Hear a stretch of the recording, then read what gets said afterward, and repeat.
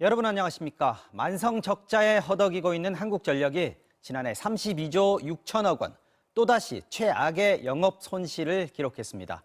가스공사도 에너지를 사온 가격보다 싼 가격에 파는 바람에 그 차액이 미수금이 8조 6천억 원에 달하는 것으로 나타났습니다. 남효정 기자입니다. 한국전력공사의 지난해 영업 손실은 32조 6천억 원. 전년도인 2021년 대비 26조 원 넘게 늘었습니다. 당시 영업 손실은 5조 8천억여 원으로 사상 최대치였는데 이번엔 손실 수치가 5배 넘게 뛰어넘었습니다. 액화 천연가스와 석탄 등의 가격이 오르면서 연료 구매 비용이 많이 들었습니다. 한 해 동안 전기요금을 3차례 올렸지만 사상 최악의 실적을 피할 순 없었습니다. 국제에너지 가격이 지난해에 비해 서너 배 이상 폭등한 것이 한전의 적자를 심화시키는 요인으로 작용하였습니다. 한국가스공사 역시 지난해 미수금이 8조 6천억 원에 달했습니다. 전년도인 2021년 1조 8천억 원에서 급격히 늘어났습니다. 올해 1분기에는 최대 12조 원을 넘을 것으로 추정됩니다. 미수금은 해외에서 사온 천연가스 가격보다 국내 판매 가격이 싸서 발생합니다.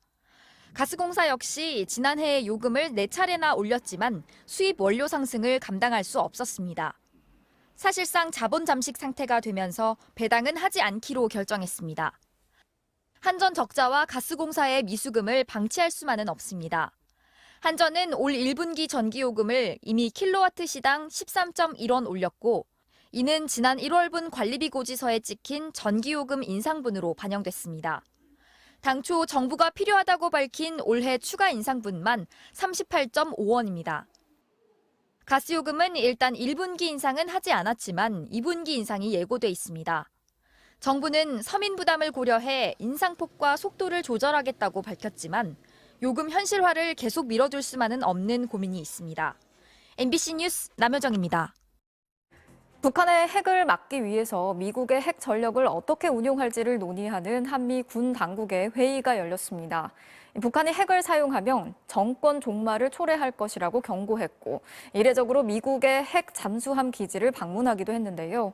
북한은 핵 전쟁 준비는 한국과 미국이 하고 있다고 거꾸로 주장하면서 선전포고로 간주하겠다는 담화까지 냈습니다. 정동훈 기자가 취재했습니다.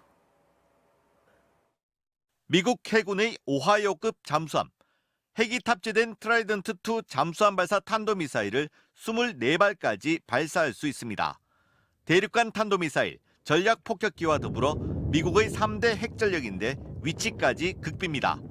북한의 핵 사용을 막기 위해 전략 자산을 어떻게 동원할지 확장 억제 운용 연습에 참가한 한미 국방부 대표단이 이 핵잠수함 기지를 방문했습니다. 핵잠수함 내부도 한국 측에는 처음 공개했습니다. 한미 대표단은 연습을 마친 뒤엔 북한이 핵을 사용하면 그 위력과 상관없이 북한 정권의 종말을 초래할 것이라는 강도 높은 메시지를 내놨습니다. 북한이 어떤 종류의 핵을 쓰더라도 미국이 반드시 핵으로 응징보복하겠다라고 다시 공포한 것은 확장 억제 측면에서 가장 높은 수준을 다시 확인했다라고 판단이 됩니다. 특히 미국은 북한의 핵 위협을 막기 위해 유연한 핵전력을 지속적으로 전개할 뜻도 분명히 했습니다. 전술핵을 상시 배치하지 않고 대신 핵무기를 쓸 수 있는 폭격기나 전투기를 수시로 한반도 인근에 보낸다는 의미지만 기존과 달리 핵무기란 표현을 적시했습니다. 북한은 한미가 먼저 핵전쟁 시연을 벌이고 있다고 주장하며 반발했습니다. 북한은 담화에서 한미가 적대적이고 도발적인 관행을 이어간다면 선전포고로 받아들일 것이라고 엄포를 놨습니다. 담화는 외무상이 아닌 국장 명의로 발표됐는데 반발 수위를 조절하면서도 향후 도발을 정당화하려는 것으로 보입니다. ICBM을 정상각도로 시험 발사하려면 뭔가 명분 축적이 필요하잖아요. 추가 도발 위한 하나의 명분으로 활용을 하고 있다라고. 북한은 이달 들어서만 김여정 노동당 부부장 등 6차례 담화를 쏟아내며 국제사회의 비난을 견제하고 있습니다. MBC 뉴스 정동훈입니다. 민주당 이재명 대표에 대한 체포 동의안이 오늘 국회 본회의에 보고됐습니다. 다음 주 월요일에 표결에 붙여질 예정인데요. 가결이냐 부결이냐 또 부결이 되더라도 몇 표로 부결이 될 건지를 계산하면서 각 정당과 정치 세력들이 복잡한 수싸움에 들어갔습니다. 손하늘 기자가 취재했습니다. 이재명 민주당 대표의 체포 동의안이 오늘 오후 국회 본회의에 보고됐습니다. 국회의원 이재명 체포 동의안이 접수되었습니다. 체포 동의안 표결을 사흘 앞두고 이재명 대표는 윤석열 정부에 대한 강도 높은 비판을 이어갔습니다. 한우가 폭락 대책이라고 내놓은 게 암소 무더기 도축입니다. 시중에 유행하는 말로 장난하십니까? 과반인 169석을 갖고 있는 민주당은 체포 동의안 부결을 기정사실로 보고 있습니다. 하지만 이탈표가 얼마나 나올지 신경 쓰는 분위기입니다.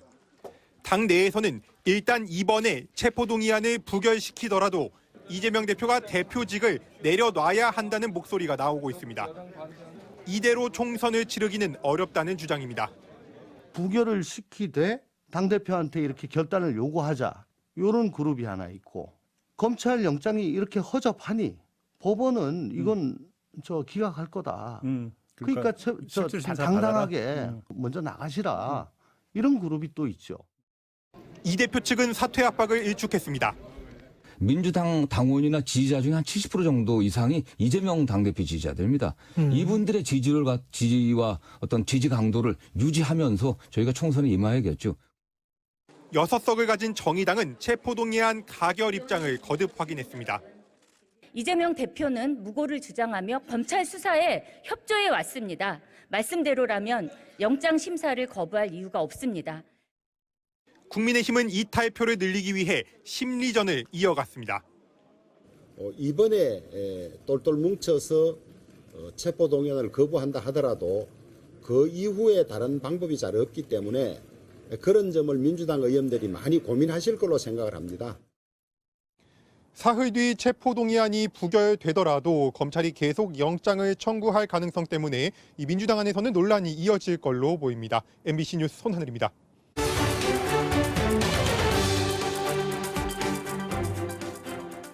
새들이 죽어가고 있습니다. 인류에게 코로나가 그런 것처럼 새들도 지금 치명적인 바이러스로 팬데믹을 겪고 있습니다. 바로 H5N1형 조류 인플루엔자입니다. 최근 이 바이러스가 돌연 변이를 일으켜서 감염력도 더 강해졌고 여우나 바다사자 같은 포유류까지 공격하고 있다고 합니다. 더 큰 문제는 사람으로도 확산할 우려가 커지고 있다는 점입니다. 조류발 새로운 팬데믹이 닥치는 건 아닌가 방역당국이 긴장하고 있습니다. 현인아 기자가 집중 취재했습니다. 바다새들의 보금자리인 작은 섬에서 비극적인 일이 일어났습니다. 바위섬 곳곳에 푸른 깃털이 달린 바다새가 쓰러져 있습니다. 방역복을 입은 사람들이 죽은 바다새를 찾아 비닐백에 담습니다. 새를 담은 커다란 비닐백이 하나둘씩 쌓여갑니다. We have already picked up thousands of dead birds, and that is probably just the tip of the iceberg. 지난해 11월 대서양 건너 태평양 동부의 페루 해변입니다. 해변에 쓰러져 있는 새들은 긴 부리를 가진 펠리컨입니다. 이들을 죽인 범인은 고병원성 조류 인플루엔자 바이러스 H5N1형입니다. 바이러스에 감염된 펠리컨 한 마리가 고통스러운지 몸을 떨며 눈을 껌뻑입니다. 이 바이러스는 전 세계의 축산 농가로도 급속히 퍼지고 있습니다. 바이러스 발병이 확인된 곳을 표시한 지도입니다. 유럽과 북미, 남미와 아시아 등 전 대륙으로 퍼졌습니다. 2021년 10월부터 올해 2월까지 축산 농가에서 5,600여 건, 야생조류에서 4,200건이나 됩니다. 문제는 이 바이러스가 최근 새들은 물론 포유류까지 공격하고 있다는 겁니다. 펠리컨이 죽어가는 페루 해변에서 죽은 채 발견된 바다사자 물입니다. 새끼 바다사자 한 마리가 바닥에 누워 신음합니다. 기력을 잃은 바다사자의 모습이 애처롭게 보입니다. 많은 바다사자가 죽었습니다. Mammals, including minks, otters, foxes, and sea lions, having been infected with H5N1 avian influenza. The recent spillover to mammals needs to be monitored closely. 새들에만 퍼지던 바이러스가 포유류로 확산되자 세계보건기구를 비롯한 각국의 방역당국에 경고등이 켜졌습니다. 바이러스가 포유류를 감염시킬 수 있다면 다음은 사람이 될 가능성이 크기 때문입니다. 코로나19에 이은 다음 팬데믹은 조류 인플루엔자가 될 가능성이 크다는 경고가 나옵니다.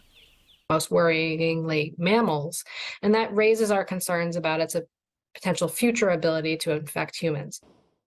지금 유행하는 H5N1 조류 인플루엔자 바이러스는 1996년 중국 광둥성의 거위와 오리 농장에서 처음 발견됐습니다. 독성이 낮았던 바이러스가 축산 농가에서 돌연변이를 일으켜 고병원성 바이러스가 된 겁니다.